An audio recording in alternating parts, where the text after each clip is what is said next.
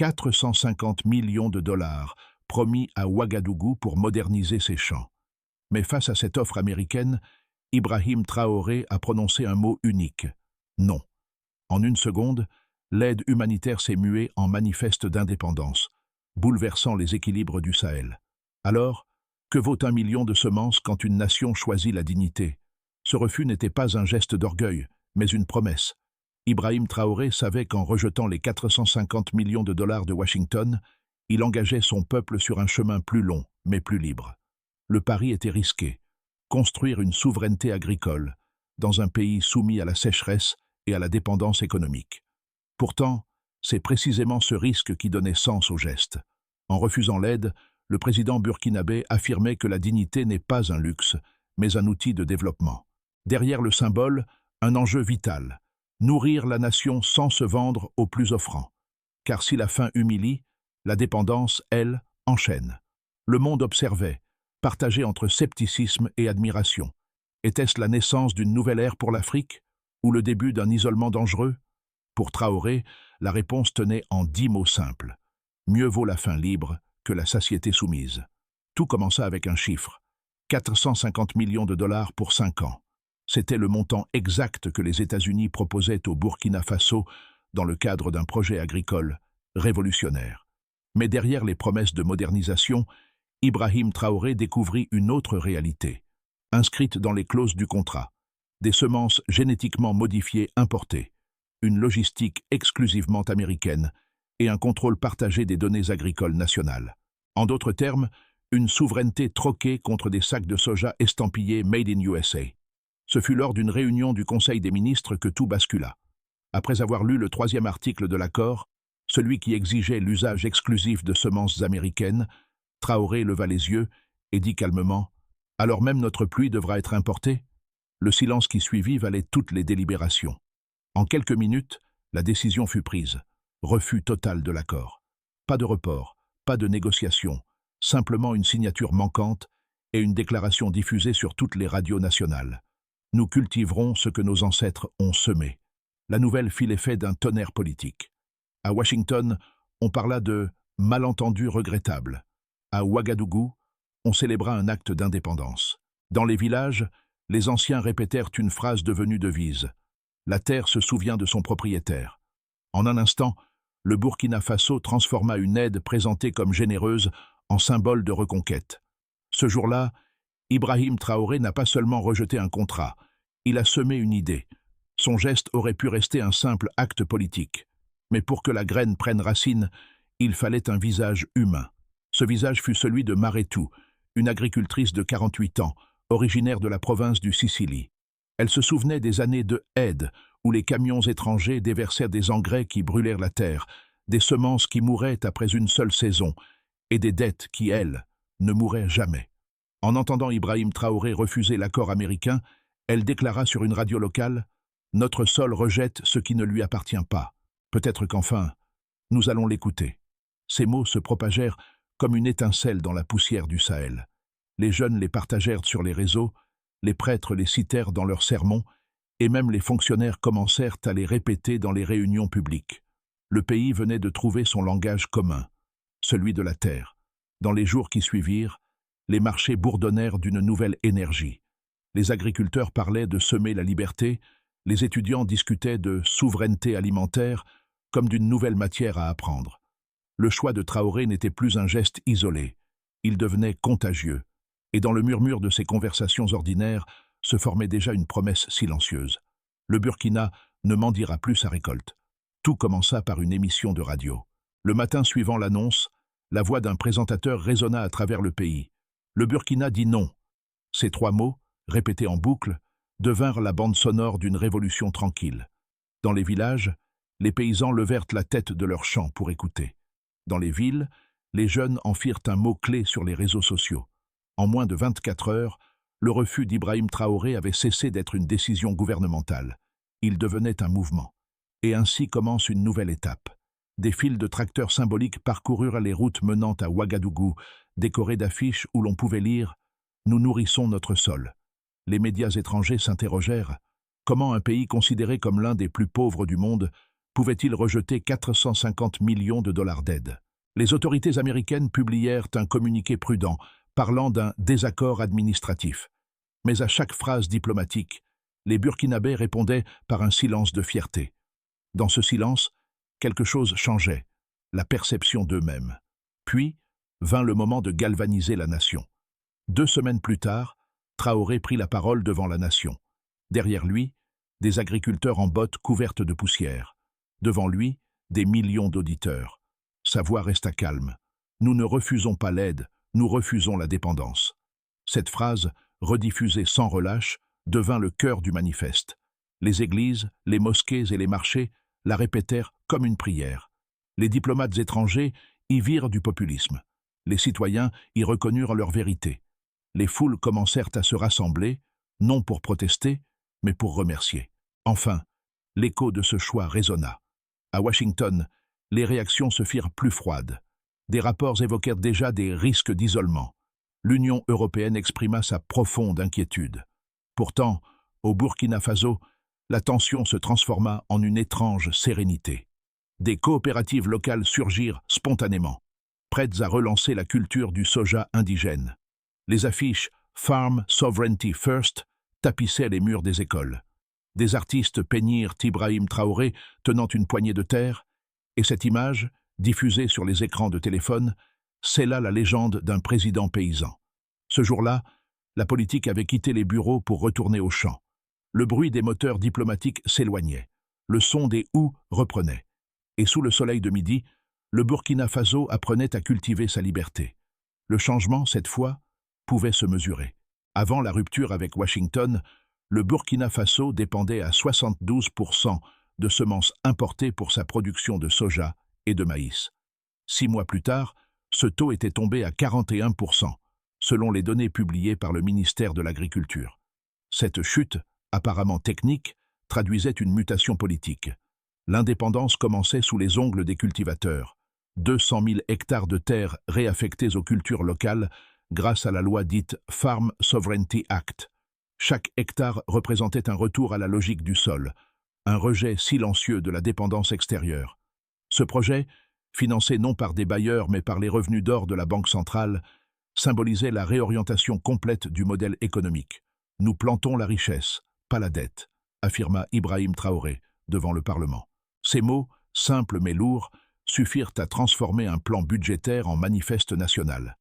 Troisième donnée, la création de 12 pépinières de semences et de 3 usines de transformation d'aliments pour bétail, réparties dans tout le territoire.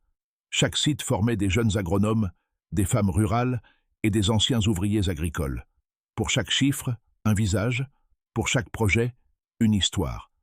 Dans la province du Koudougou, une coopérative dirigée par des femmes atteignit une productivité record de 3,8 tonnes de soja par hectare sans engrais importés.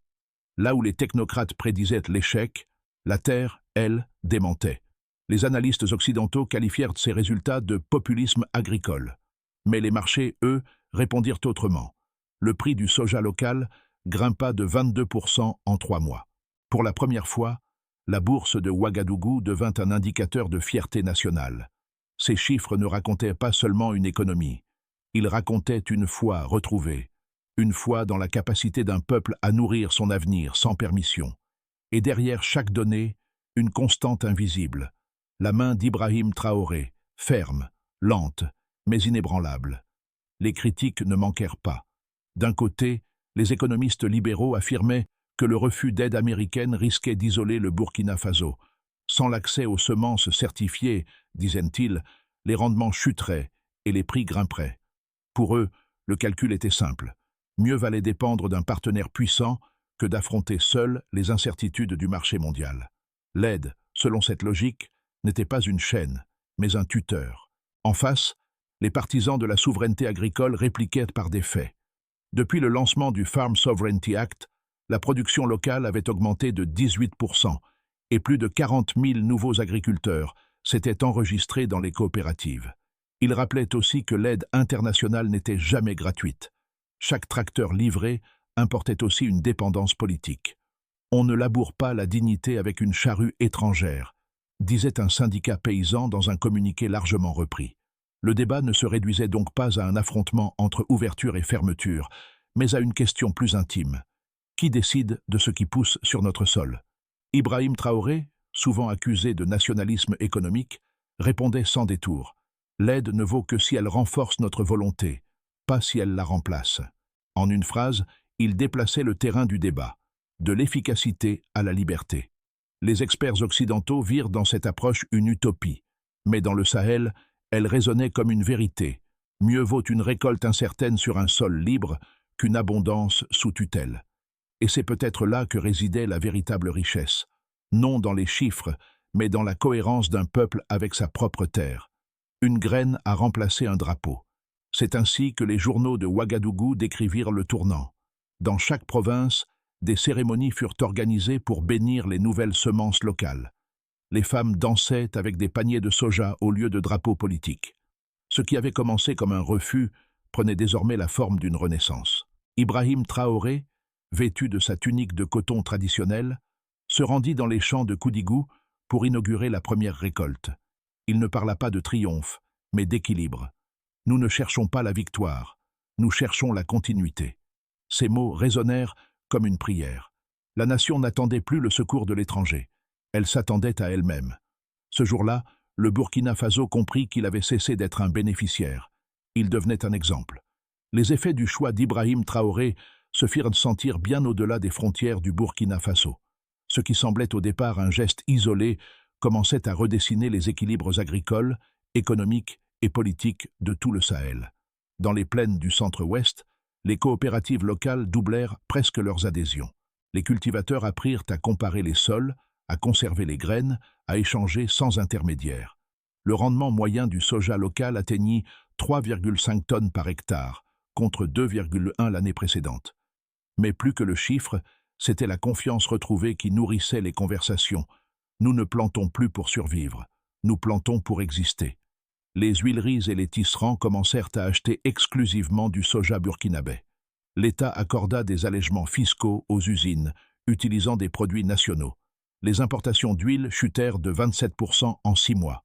Des start-up agricoles, financées par la diaspora, proposaient des applications de suivi des récoltes. Le Made in Faso devenait une marque de fierté. Au Mali, au Niger et au Sénégal, les gouvernements observaient le phénomène. Plusieurs ministres parlèrent de modèle Traoré dans leurs discours. L'Union africaine, jusque-là prudente, intégra pour la première fois le concept de souveraineté alimentaire dans un rapport officiel. Même le Nigeria annonça la création d'une banque régionale des semences locales. Ce que beaucoup craignaient comme un isolement devenait une contagion. À Ouagadougou, la vie changeait lentement. Les prix des denrées importées montaient, mais la population semblait l'accepter. Des graffitis apparurent sur les murs. On ne mange pas l'orgueil, mais on vit de lui. Les sermons du dimanche parlèrent de travail comme d'une prière. Dans les écoles, les enfants apprenèrent des chants sur la terre et la liberté. Ainsi, la décision d'un homme s'était transformée en culture nationale. Le pays n'était pas encore riche, mais il avait retrouvé ce que nulle subvention ne pouvait offrir, la certitude d'appartenir à soi-même. Le futur du Burkina Faso, après le refus de Washington, se dessinait en 3 trajectoires possibles. Dans une première hypothèse, la production nationale se stabilise autour de 85% des besoins internes. Les récoltes locales compensent partiellement la baisse des importations, mais les tensions logistiques persistent. Les revenus agricoles progressent lentement, de 8 à 10% par an, tandis que le gouvernement poursuit la formation de coopératives régionales. La société reste prudente, oscillante entre fierté et fatigue. Le Burkina Faso survit sans aide étrangère, mais avance sur une corde raide. Dans une vision plus optimiste, si les conditions climatiques se maintiennent et que les alliances africaines se renforcent, la production pourrait dépasser la barre symbolique des 100%. Les pays voisins, Mali, Niger, Ghana, rejoindraient le programme de semences locales. Le modèle Traoré deviendrait un cadre panafricain, soutenu par la Banque africaine de développement. Les exportations agricoles augmenteraient de 25%, et l'Afrique de l'Ouest cesserait d'être dépendante des importations américaines de soja. Ce scénario transformerait une rébellion en doctrine économique. Dans un scénario plus sombre, si les pluies échouent et que les sanctions occidentales s'intensifient, la croissance pourrait chuter de 3%, provoquant une inflation durable. Des tensions urbaines réapparaîtraient, nourries par le coût de la vie. Pourtant, même dans cette hypothèse sombre, un gain demeurerait, la dignité collective. La dépendance est la certitude de la faiblesse. Je choisis l'incertitude avec dignité, déclara Ibrahim Traoré devant les députés, rappelant que la liberté n'est jamais garantie, mais toujours cultivée. Ces trois chemins ne sont pas exclusifs. Ils se croisent, s'entrelacent, se corrigent au rythme des saisons. Et au bout de chacun, une même conviction. Un peuple qui nourrit sa terre finit toujours par nourrir son avenir. Pour les agriculteurs, l'histoire d'Ibrahim Traoré n'est plus une politique, mais un miroir. Ils y voient de la revanche des mains calleuses, la preuve qu'un champ abandonné peut redevenir un territoire. Chaque sac de soja local vendu au marché devient un acte de résistance tranquille. Nous labourons notre dignité, disent-ils, sans slogan, sans micro. Pour les entrepreneurs et artisans, ce mouvement redéfinit la notion de valeur. Produire localement n'est plus un compromis, mais un honneur. Les huileries achètent burkinabé. Les coopératives textiles tissent avec des fils nationaux. Dans les ateliers de Ouagadougou, on entend souvent cette phrase « Le produit a changé, mais c'est nous qui nous sommes transformés ». Pour les jeunes et étudiants, c'est une leçon d'avenir. Dans les universités, des clubs de souveraineté alimentaire se créent. Dans les lycées, on apprend l'histoire du non comme on apprenait autrefois celle des révolutions. Beaucoup ne rêvent plus d'exil, mais de retour à la terre. Ce n'est donc pas une simple politique agricole, c'est une pédagogie nationale. Ibrahim Traoré a ouvert un chapitre où la fierté devient une ressource renouvelable. Le pays tout entier apprend que la dignité, quand elle se cultive, peut nourrir plus sûrement que l'aide la plus généreuse. Le discours d'Ibrahim Traoré ne s'est pas arrêté au symbole. Il s'est transformé en une méthode, un calendrier précis, une feuille de route où chaque saison a son devoir. Des centres agricoles régionaux forment des jeunes à la sélection des semences, à la gestion des sols et à la prévision climatique. D'ici 2026, plus de 10 000 apprentis seront diplômés, chaque promotion étant jumelée à une coopérative locale. Une partie des revenus aurifères du pays est désormais versée dans un fonds de souveraineté agricole, géré par la Banque nationale. Ce fonds soutient les producteurs locaux à taux zéro pour les intrants et équipements. Un réseau numérique baptisé Agrinet Faso relie les zones rurales aux marchés urbains. Les prix y sont mis à jour quotidiennement, évitant les intermédiaires et garantissant la transparence. Chaque trimestre, le gouvernement publie un indice de souveraineté alimentaire évaluant les surfaces cultivées, les rendements et la part des produits nationaux dans la consommation. Sous l'impulsion d'Ibrahim Traoré, le Burkina Faso propose aux pays du Sahel une alliance des sols libres, destinée à mutualiser les semences et les formations. L'objectif n'est plus seulement de nourrir, mais d'inspirer. Ainsi, la souveraineté cesse d'être un mot. Elle devient un protocole reproductible, une stratégie née de la poussière, mais écrite pour durer.